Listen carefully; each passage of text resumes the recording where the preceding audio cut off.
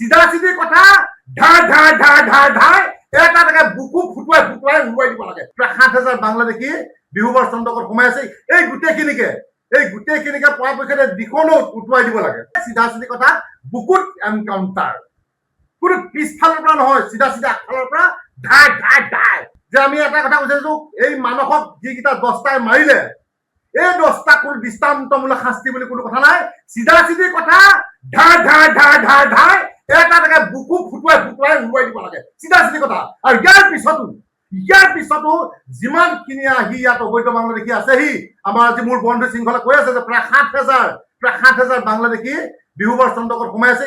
এই গোটেইখিনিকে পৰাপক্ষে দিশনো উটুৱাই দিব লাগে, নহলে কিন্তু আমাৰ একদম এটা কাল যেনেকে অমানিশা এটা ৰাতি হবলৈ গৈ আছে। কিন্তু অসমখন যেনেকে আমাক বানপানীয়ে যিটো প্ৰলয়ৰ সৃষ্টি কৰিলে, বলিয়া মানে যিটো যেনেকুৱা এটা ধৰণৰ সৃষ্টি কৰিলে, তেনেকে কিন্তু অবৈধ মিয়া বাংলাদেশীয়ে কিন্তু এই যি বানপানীৰ আলম লৈ ইয়াত থিতাপি লৈছেহি বিহুবৰ চন্দ্ৰকত, এইখিনিয়ে কিন্তু আমাক খুলি খুলি অজগৰ দৰে গিলি খাব।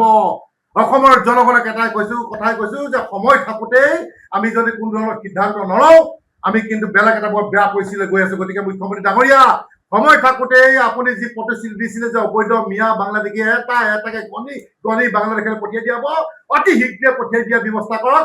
আৰু যিসমূহ উচ্ছেদ আপুনি বন্ধ কৰি থৈছে, সেই উচ্ছেদসমূহ খুলি পেলাই অতি শীঘ্ৰে গোটেই উচ্ছেদ চলাবৰ বাবে আমি আহ্বান জনাইছো। গতিকে আমি এটা কথা ক'ব বিচাৰিছো যে অসমৰ জনগণে বিজেপি চৰকাৰ বা সন্মানী মুখ্যমন্ত্ৰী ডাঙৰীয়াক এইটো কাৰণে বিচাৰিছিলে যে অসমখন বিদেশী মুক্ত হব, বাংলাদেশী মুক্ত হব, অবৈধ মিয়া বাংলাদেশী মুক্ত হব। কিন্তু কি হল? মুক্ত হল নে? আমাৰ প্ৰশ্ন মুখ্যমন্ত্ৰী ডাঙৰীয়ালৈ, আমাৰ প্ৰশ্ন বিজেপি চৰকাৰলৈ। কাৰণ আমি অবৈধ নাগৰিকৰ বিৰুদ্ধে, অবৈধ বাংলাদেশীৰ বিৰুদ্ধে সদায় সৰব হৈ আছো। এতিয়া আমি যি দেখিছো যে আমাৰো প্ৰাণৰ ভয় আহি পৰিছে। গতিকে আমি মুখ্যমন্ত্ৰী এটাই কথা ক'ব বিচাৰিছো যে আপুনি তদন্তৰ নিৰ্দেশ দিছে, আমি আপোনাক ধন্যবাদ জ্ঞাপন কৰিছো। কিন্তু তদন্ত দি তাতে শেষ কৰিলে নহব।